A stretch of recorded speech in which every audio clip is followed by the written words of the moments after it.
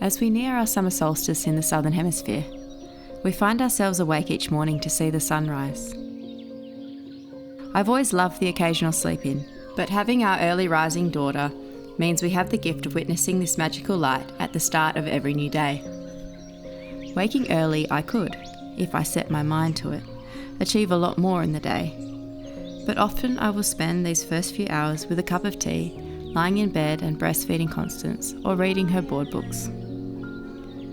If I'm not feeling too groggy, we'll make our way outside for a walk with the animals or a visit to the garden. Admittedly, Troy is much better at getting out of the house before breakfast to take Constance for a walk or to milk the cow.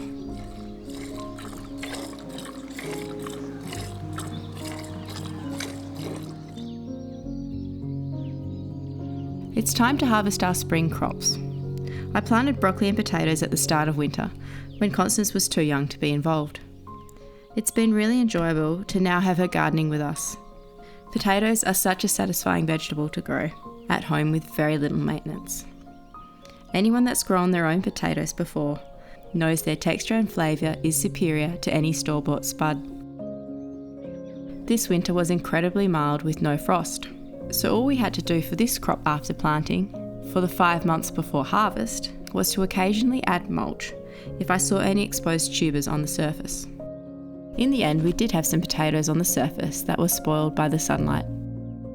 This was a newly built bed constructed from manure, straw and a topping of compost, similar to what we have shown you in previous videos. If you're interested in finding out more about this style of garden bed, I've popped a link on screen now. As the bed broke down over winter, the initial seed potatoes ended up further towards the surface of the bed, which I think is what resulted in more tubers being on the surface. The beds have broken down nicely over the last 6 months, and we'll set up a trellis and plant cucumbers along it for the summer months. We've sowed the cucumber seeds in peat pots. We can't direct sow any seeds into our garden at the moment, as the new shoots are the prize food, perhaps only after strawberries, of the woodlouse, or sladybug as we call them here in Oz, that we currently have in ruinous amounts in our garden beds. I also noticed that the broccolis had difficulty getting a strong root system in our newly established beds, but I still got a good harvest even though it was a little later in the year than I expected. I initially planted them for Troy's sister's famous broccoli salad at our wedding, but they weren't ready in time. With such a massive harvest now of broccoli, I decided to blanch and freeze the florets so we can enjoy them over summer.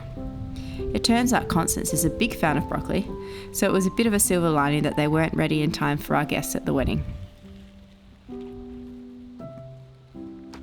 At the same time that we were harvesting our winter and spring produce, we also did some basic bed preparation for summer, throwing some worm castings about and making sure that the soil was mulched with whatever we had at hand. Cardboard, seaweed, sawdust, straw, leaves, or in this case some of our feral fennel plants.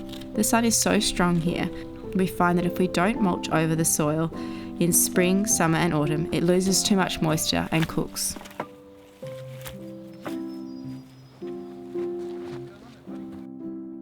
We had a glut of apples from a friend that were going soft, so I decided to make some apple compote for our daughter, whilst I also processed the broccoli for freezing and cooked us dinner.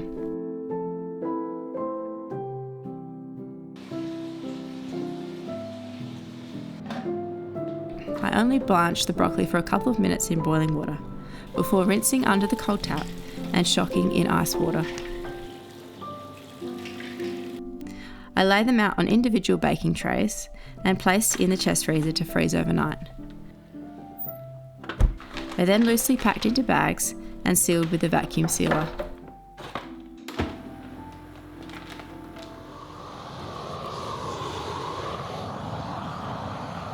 So we're just using flame to just kill off some Scotch thistle on the block. The nice thing about this, it uses a little bit of gas, but the nice thing of this, it's not poisonous, it doesn't last, but also when you hit these thistles with the flame, it gets rid of all the spikes on it. So if you just slash this, you're left with a prickly mess for a while until they disappear and decompose. Like this, all the spikes are gone straight away. So this is cool. I do have to be careful. There's a nice oak tree that Pascal transplanted a while ago, and it's survived everything, cows, goats, the lot. Oh wow, it did.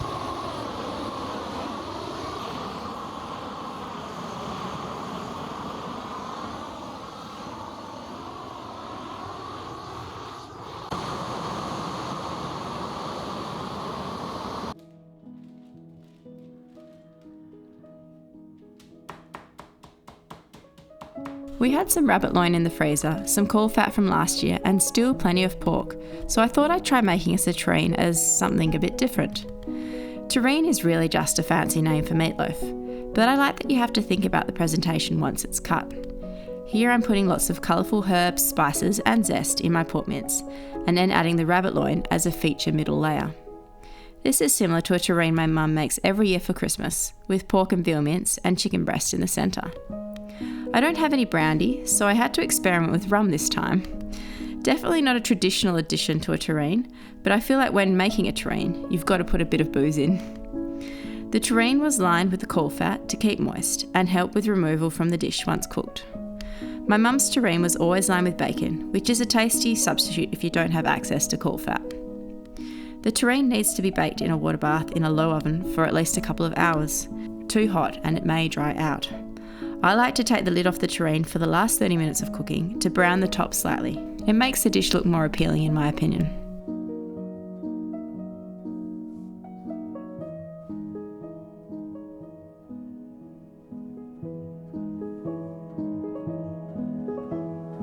We planted this climbing Constance spray rose after our daughter Constance was born last year.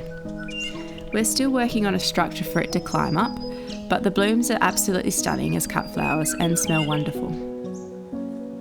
There's something so calming about picking your own flowers for your home. These foxglove flowers self-seeded from last year's blooms, and the feverfew daisies we got from our community garden swap.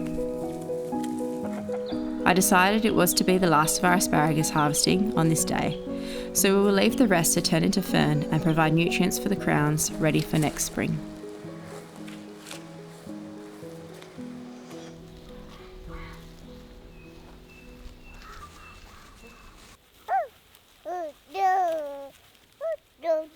Did you pick a flower?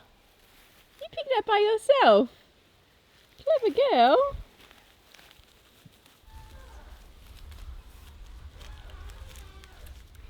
Right behind me here we had a really big storm a few days ago. Actually it wasn't more of a storm, it was more just very windy.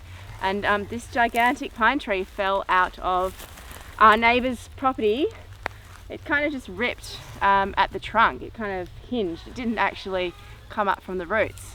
The trunk itself just sort of hinged and it's fallen into our block. So we've got a lot of work ahead of us clearing this. I think a lot of this is just going to stay in the paddock because really it's such a massive tree. It's far too big for us to deal with. With the small chainsaw that we have. I have sort of been struggling a little bit lately, just managing homemaking and just looking after a toddler who's getting all sorts of colds and flus at the moment. And she also got a really nasty spider bite last week, or the week before last, but she was recovering from it last week. So she's sort of been one thing after another with her this month. But she seems to be very strong and healthy, even despite having all these colds and flus. She's getting through them really easily and still sleeping pretty well at night. Oh, the flies are shocking. Pretty standard spring. Sorry. So spring has been actual spring this year. Last year we had early summer and the year before we had a long winter. This year it feels like we've actually had spring. We've had rain, we've had warm days, we've had cold days, we've had overcast days like this. The garden is thriving. There are snakes about. The birds didn't nest early like they nested in winter last year because it was such an early spring. Are you okay? Come here. It's okay. Why don't you go walking? These are sharp. These hurt. Spiky. Why don't you pat the cat? Puss puss. Bah. Bah. There's no sheep here. So Constance and I have also been spending a lot of time visiting family. We're just trying to make the most while she's so young. I'm trying to enjoy all the moments really, but I am trying to get her out and about to see family, and they don't live here. They live 2-3 hours away. So we have been doing a bit of driving to go and see grandparents and cousins and aunts and uncles, which has been really special. And she just gets such good quality time with them when we go stay for 3 or 4 nights at a time. So it has pulled me away from the farm a little bit, and I haven't been here to put together videos. In other incredibly sad news, while we were away, Troy was here actually, But I came back from being away and Jet had she'd loosened herself off. We'd been putting her on the chain in the evenings because she's been running away. She's gone a little bit, I guess you could say she hadn't gone wild, but she'd gotten a little bit out of control. She just decided that she really wanted to be out and about hunting roos of her own accord. She never really used to do that, but she started in the last few months taking herself off and chasing roos in the bush behind us and in the bush across the way over the big dam. And yeah, she just got obsessed really with chasing roos, and we went for a walk. It was 2 days ago now. We went for a walk up to the dam. We hadn't seen her yet. We just assumed she was out on one of her hunting missions and that she'd come back. She'd be gone for like hours at a time. And we walked to the dam and we found her floating in the dam.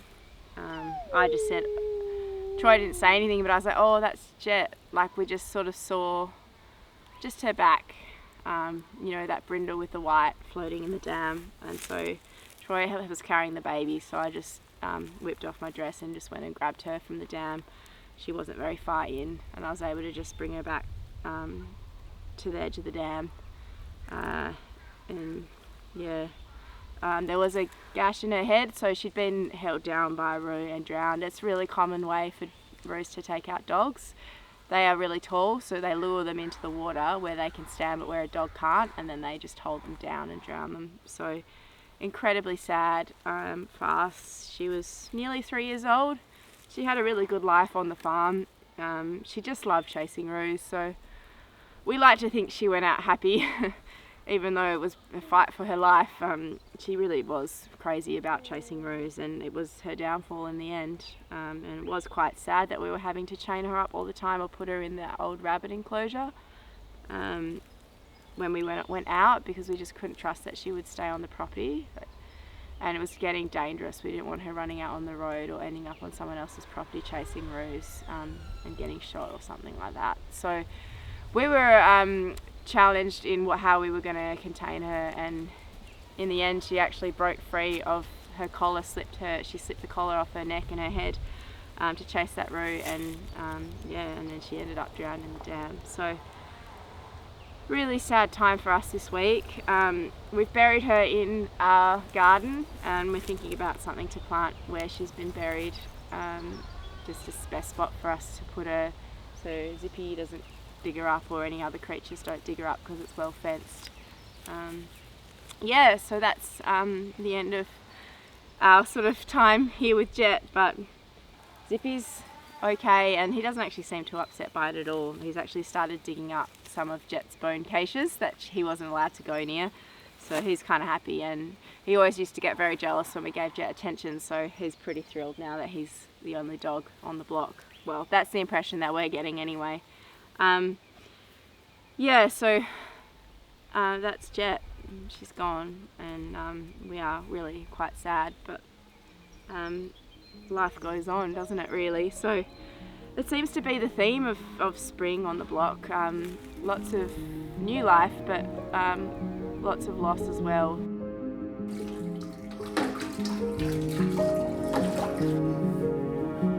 Oh, like a veteran. A good dog.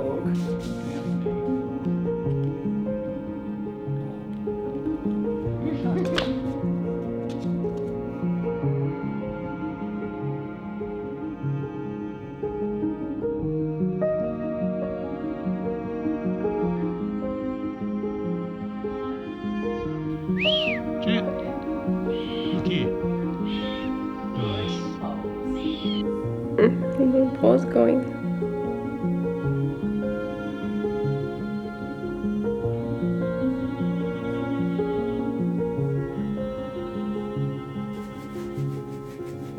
You're so big now. That steam coming off you, getting nice and dry.